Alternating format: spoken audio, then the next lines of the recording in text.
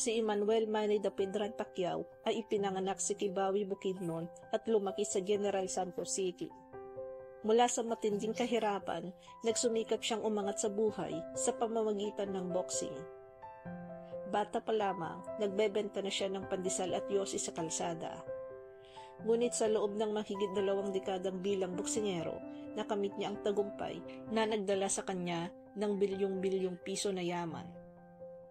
Si Pacquiao ang kauna-unahang boksingero sa kasaysayan na naging kampiyon sa 8 magkakaibang weight division, dahilan para ituring siyang living legend sa mundo ng sports. Ayon sa iba't ibang ulat, tinatayang may net worth si Manny Pacquiao na higit 12 bilyon hanggang taong 2025. Ang kanyang kita ay nagmula sa iba't ibang pinagkakakitaan. Kita sa boxing, umabot sa mahigit 25 bilyon ang kabuoang kinita niya sa buong boxing career, kasama ang mga laban kontra Floyd Mayweather, Juan Manuel Marquez, Miguel Cotto at iba pa. Mga endorsement at patalastas.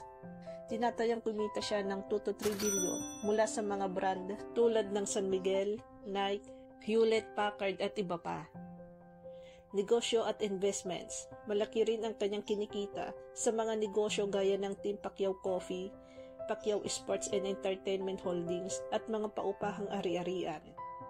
Property investments. Marami siyang real estate assets na umaabot sa halos 3 to 4 billion ang halaga.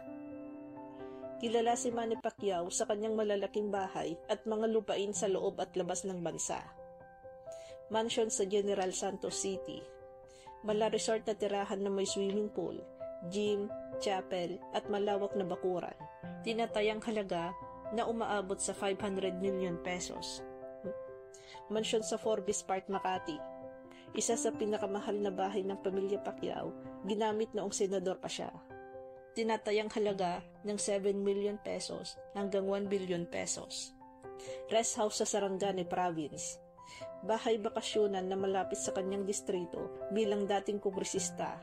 Tinatayang halaga na 100 million pesos. Mga bahay at kondo sa Metro Manila. Ilang condominium units at townhouse na ginamit ng mga anak at para sa rental business. Ito ay nagkakahalaga ng 200 hanggang 300 billion pesos. Mga sasakyan at luxury items.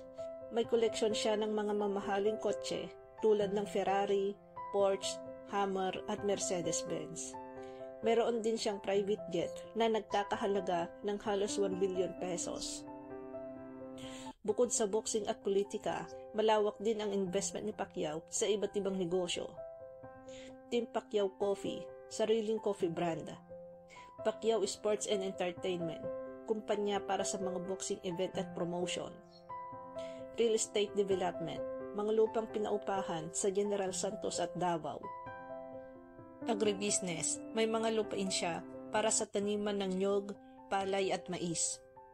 Technology at cryptocurrency.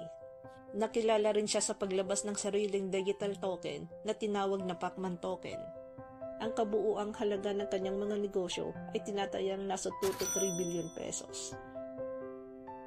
Si Manny ay kasal kay Jinky Pacquiao at may 5 anak na sina Jemuel, Michael, Princess, Winnie at Israel. Bukod sa kanila, kinilala rin niya si Emmanuel Eman Bacosa Pacquiao, anak niya kay Joanna Rose Bacosa. Ayon sa batas ng Pilipinas, lahat ng anak, lehitimo man o hindi, ay may karapatang magmana, kaya 6 silang posibleng tagapagmana ng kanyang kayamanan. Si Jinky naman, bilang legal na asawa, ay may malaking bahagi rin sa kabuuang estate. Ang kayamanan ni Manny Pacquiao ay bunga ng sipag, disiplina at determinasyon.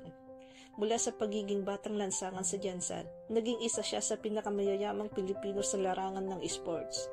Ngayon, bukod sa kanyang yaman, iniwan din niya ang aral ng inspirasyon na ang tagumpay ay posibleng kahit nagsimula sa wala, basta't may tiwala sa Diyos at sa sariling kakayahan.